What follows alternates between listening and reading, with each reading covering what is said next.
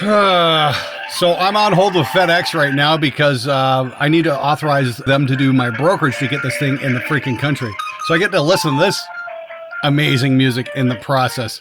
So that's great. Yeah, it's the package is in Windsor. It's just being held at customs. Oh, we need permission to broker it. Well, nobody's bothered to try and contact me. Just got an update on my phone. It is Friday the 5th, 9:39 a.m. Just got a notification that the computer is out for delivery. FedEx should be here sometime this morning. Fingers crossed. Hopefully they get here before noon. And I'm going to do a whole unbox and break it down and show how this thing goes in and how it's replaced and whatnot. Here it is. Fragile do not job. Okay. Nice of them to, wait for an answer or something like that. Didn't even hear them pull up. That's what happens when you work in a soundproof studio. It doesn't say how much it cost. I'm sure I'm going to get a bill in the mail in a couple days. It is Friday, July 5th at 1:40 p.m. in the afternoon, and I just had this show up. This is the replacement computer for the Neve Genesis Black. So I just want to give a great big shout out to the crew at Neve for stepping up and making sure I got this. They sent it out first thing Tuesday morning and it arrived Thursday morning in Windsor, which is fantastic. But, the government had other ideas about, clearing the thing and all that. So it's got the orange cleared sticker. So that's fantastic. I'm glad it's here. I just can't wait to get the bill in the mail from FedEx. Not looking forward to that one. They didn't put a value on the package though, so I honestly don't know if I'm going to be charged any tax on this or whatnot, because this is a warranty replacement for an item that already had tax paid on it when it entered the country. Fingers crossed. I'll keep you guys posted on that. Anyway, so I figure what I'm going to do is I'm going to unbox this. I'll show you what the Neve computer looks like, and then I'm going to set up a camera back here. We're going to pull the console out, and we're going to swap the computers out, and I'm going to take you guys through the whole process. Should be pretty interesting. Let's see what makes the Neve tick. All right, so first things first, we need the unboxing table. So I'm going to say the magic words here and make it appear.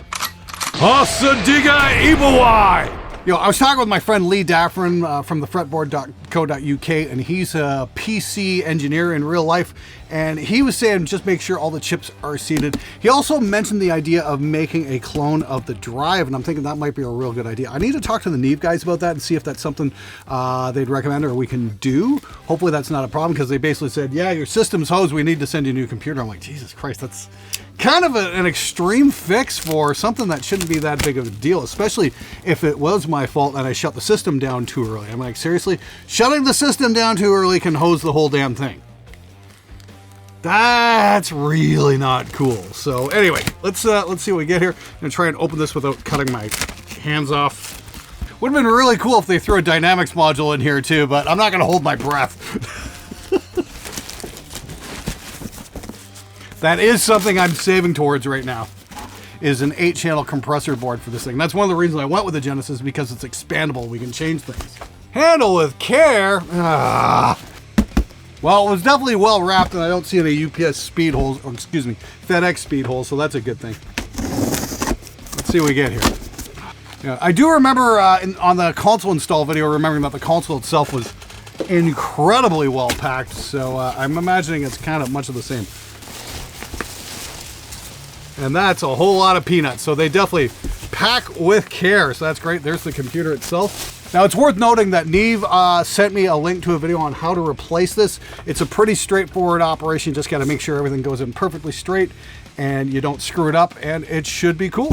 So yeah, typical Neve packing job, totally overdoing it with the peanuts and everything, and that's actually great. I'd rather they err on the side of caution, that's for sure. So great job there. Unfortunately, no, they didn't stuff a dynamics module in with it. I can only dream.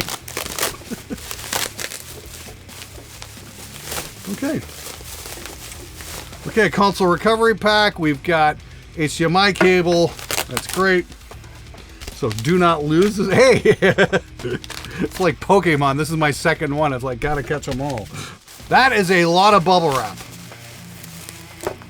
I'm just gonna make sure I hold it here. Let's take a look, see what we got. So, let's take a look at the fans we got on this thing. Okay, oh yeah, look at the size of this tiny little fucking thing. This is one of my main gripes about this thing is you got this tiny, tiny, tiny little exhaust fan right here. And this thing's loud as fuck. And that's one of my biggest gripes. And let's take a look at the heatsink fan as well.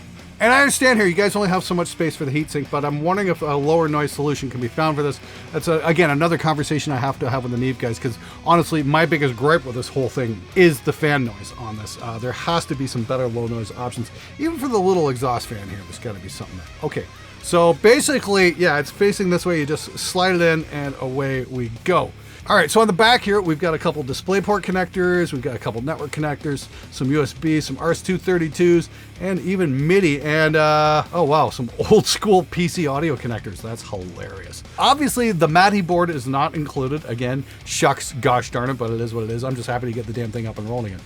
But this does look to be an NVMe drive here. And once again, I gotta talk to the Neve guys and see if it's possible to clone this and just see where that goes. It should be pretty cool. Let's pull this out. I'll show you how to take the computer out and replace it, and then we're gonna fire it up, and fingers crossed that it works. I am really looking forward to getting the system back into place though, I'll tell you that, because I've got a guitar review I need to do.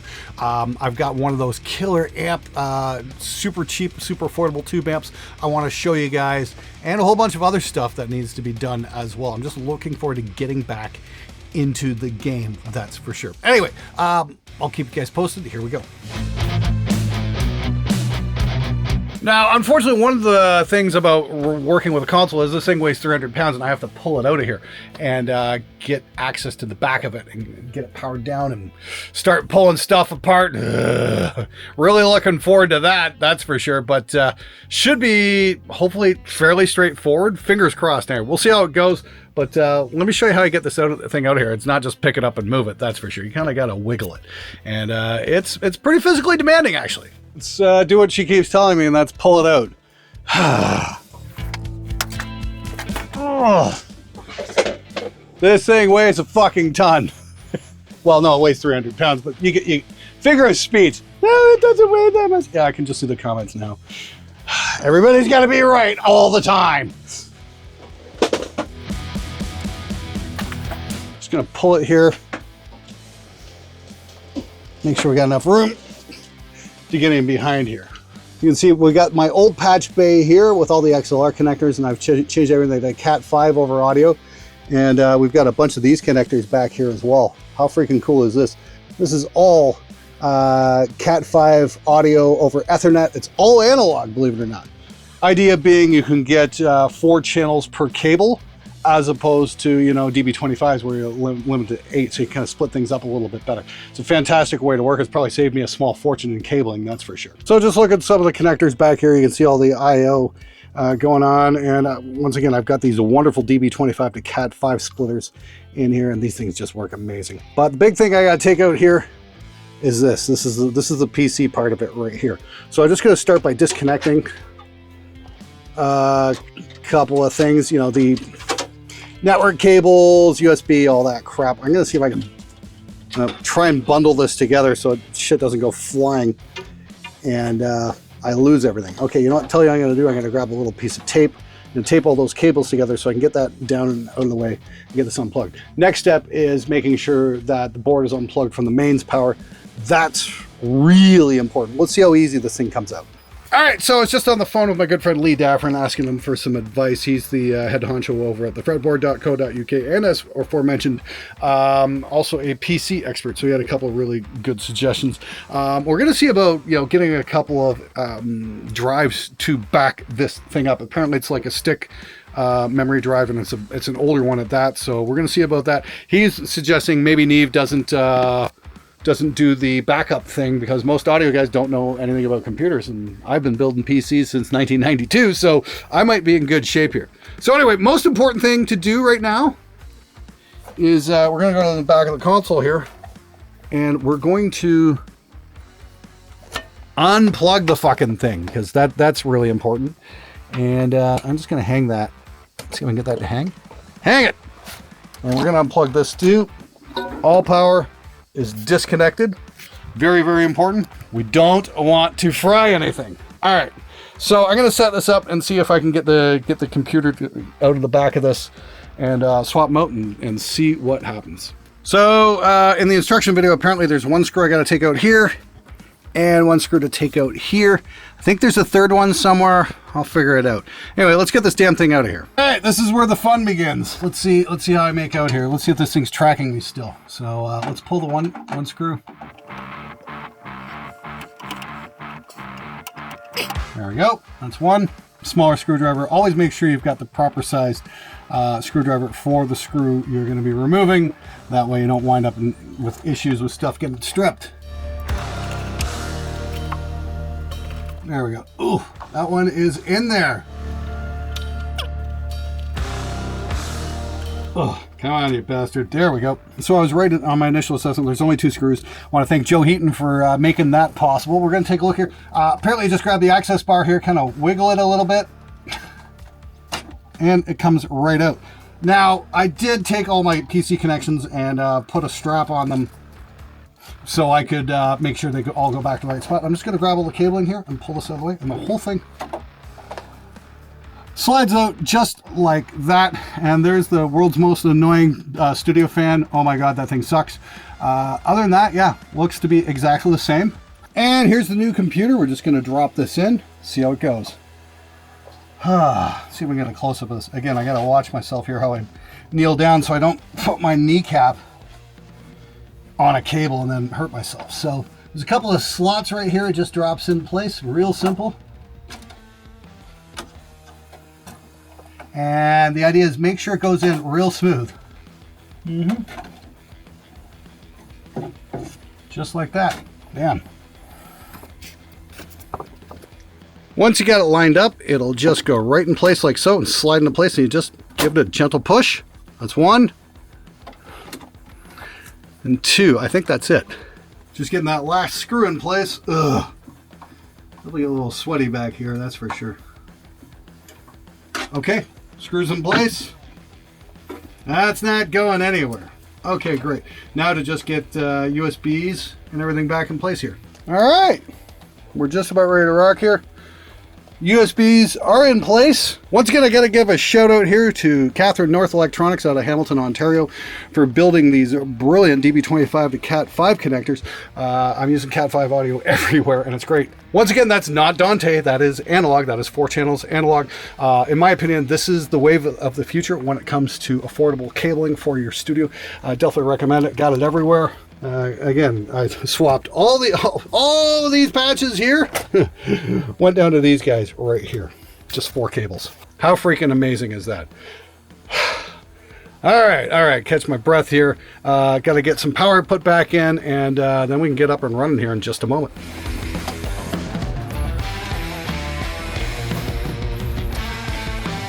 We've got power. Well, we've got power to the board. We'll fire it up here in just a second, see what happens. Fingers crossed! This is a little USB touchscreen monitor that Joe from Neve suggested I get, so I've got that in place. And we're going to apply power to the board right now.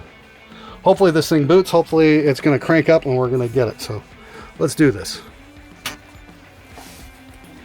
There's the spinny Windows thing. Genesis welcome. That's what I've been missing. Okay, cool. Okay, here's Windows. That loaded about 10 million times faster than the last one.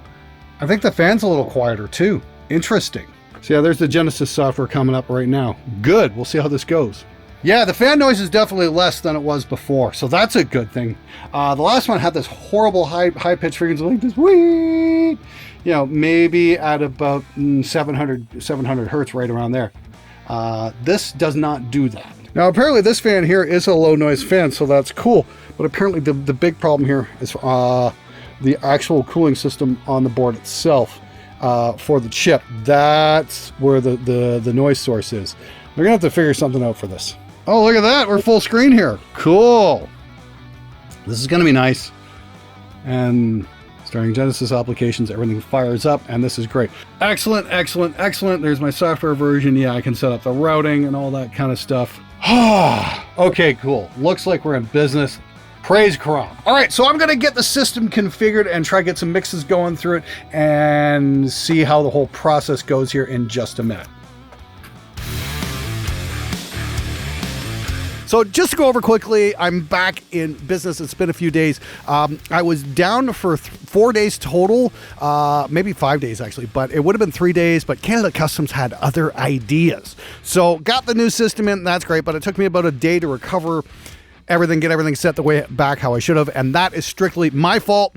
I should have dumped all my save files onto a USB stick. I'm a complete idiot for not doing that. So the only person I've got there to blame is myself, because I basically had to reconfigure everything as I had it going before. So now I've got it set up for mixing, tracking guitars, and desktop shots, and the normal stuff. I still got to get it set back up for drums. That being said, I gotta say, the reason you pay this kind of money for a console is because of the tech support. Joe Heaton and everybody at Neve has been nothing short of phenomenal, taking care of me, making sure we're back up and rolling here. I gotta say, the best tech support I've ever encountered in my entire life. Very, very impressed with just the way how Neve stepped up and got me taken care of. Thank you so very much to everybody there. You guys were absolutely magnificent. So, if I could go back and say, would I do this again? You're absolutely right, I would, because if I run into a problem, I know they're going to be there for me. So that is super cool. The other thing I got to mention here for a bunch of guys say, Windows 10's already obsolete, they're dropping support. Okay, keep in mind, this is not a main machine. This is not something I'm going to go out onto the internet and download porn with. Sorry to disappoint. This is a closed system. Now, what I mean by a closed system is a system that's designed to do one thing and you use it for that, and it works. Case in point, and this thing, old digital that still works. I mean, when I worked at Chrysler, all the machines in there were running on Unix from 1973. No, that's not bullshit. They're still running that operating system in there on all the production computers. If it works, it works. Their studio's still running really old copies of Pro Tools on old Macs from like 2010, 2012, and they're a closed system and they work. If they do the job, if it does the job it needs to do, that's absolutely fine. There's guys still out there running old Insonic Paris systems from like the late 90s, early 2000s because they sound great and they work. You don't need to update if it does the thing. Perfect example. This is a Sony A390. I picked this up for less than $200. The lens was $29. Also happens to make incredible images. I'm going to be doing a piece on band photography and how to find some real bargain cameras from about 10 years ago, because the cameras that look great 10 years ago still look great today. And if you're smart and you look in the right places, you can get at some absolutely stellar lenses for next to nothing. So that's going to be an episode to stay tuned for. I like doing the occasional photography video. The last one I did was super successful, so I think you guys are going to like what's coming up. I'm doing some stuff with this right now and a couple of other ones, but you don't have to spend a lot of money to get great photos these days because cameras are closed systems. This here is a closed system. PC is over here, and the monitor is over here. I've got remote controls for the EQs here. Does the thing. And I got a touchpad here. I want to do that. And that'll move the mouse cursor around. But this is also touchscreen too. But that's the extent that this PC is being used. It runs the Genesis software, and that's it. Because as long as the Genesis software controls the EQs and the compressors and all the automation on everything in this, it doesn't need to do anything more. But Joe at Neve was very clear that the original Genesis computers all ran Windows 7, and they did get upgraded. So, they might upgrade to a different version of Windows at one point or another, but the system works as intended, so there is no need to upgrade. So as long as we can still get parts, we should be in good shape. And yes, they assured me that they're going to be supporting this thing for at least the next 10 years. So that's a good thing for me, because I'm turning 54 in like 2 weeks. And hey, if I'm only around for another 10, 20 years, hey, that's fine with me. So the elephant in the room is, do you actually need one of these? And no, you do not. I mean, there's been a lot of the high-end guitar guys who were kind of laughing in the comments, serves you right, Glenn, for making fun of my expensive guitar. Let's be very, very clear. There's nothing wrong with having an expensive guitar. Here's this one-of-a-kind Vicious V from Toronto. This thing's fucking incredible. Made by hand. It's absolutely amazing. One of my favorite guitars. Not cheap, but absolutely not necessary as well, especially when you've got guitars like this Harley Benton for $269, which is cheap and fucking awesome. It's the same thing with recording. You can get some amazing results with the DAW. It's like, do you need a Ferrari to go to the store to get groceries? No, but it's going to be a lot more fun. This is a serious amount of fun. I will say this does let me reconfigure things pretty damn quick for different roles. I mean, I've got this desk shot, I've got my main shot, I've got this set for mixing, I've got it set for recording guitar, and another configuration for recording drums. That's just literally pull up a file on the touchscreen, boom, we're in business, move on. So it definitely allows me to do my job more quickly. Like case in point, I've got channel 8 here. Normally when I'm mixing drums, I've got this for a reverb return, and I just configured that back over here to channel 13 because 8's also my desktop mic. So there we go, and we're up and rolling, and you know, killer drum mix right there. I can bring in the reverb a little more.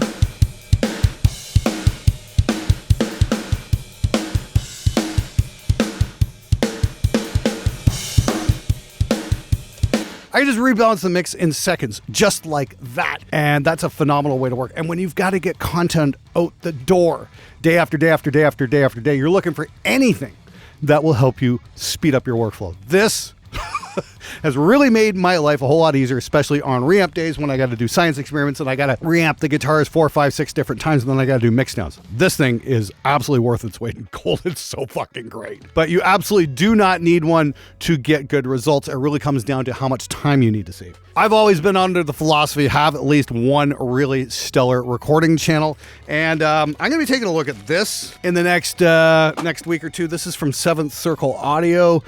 These are like hand-built mic preamps. This thing weighs, you know, half a metric ton. There's a couple of serious transformers in this thing, and I'm sure it's absolutely stellar. You know, it's got the gain here and it's got the fader down here, so you can like really, you know, get that transformer saturation thing going on. This might be a real cool solution for somebody looking to upgrade one or two of their channels at home. If you're just recording guitars or something like that, this is probably going to fit the bill very nicely. And for the longest time, that's how I worked. I usually had, you know, some decent converters and a couple of really killer preamps. I worked with some Great River MP2 NVs.